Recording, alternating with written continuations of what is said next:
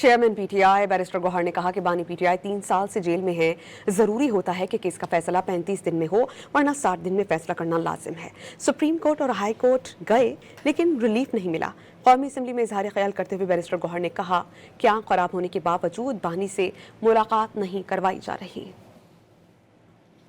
Chairman PTI barrister Gauhar ने कहा कि बानी पीटीआई 3 साल से जेल में है। जरूरी होता है कि केस का फैसला 35 दिन में हो, वरना 60 दिन में फैसला करना लाजिम है। सुप्रीम कोर्ट और हाई कोर्ट गए लेकिन रिलीफ नहीं मिला। कौमी असम्बली में इजहार ख्याल करते हुए बैरिस्टर गौहर ने कहा कि आंख खराब होने के बावजूद बानी से मुलाकात नहीं करवाई जा रही। चेयरमैन पीटीआई बैरिस्टर गौहर ने कहा कि बानी पीटीआई 3 साल से जेल में है।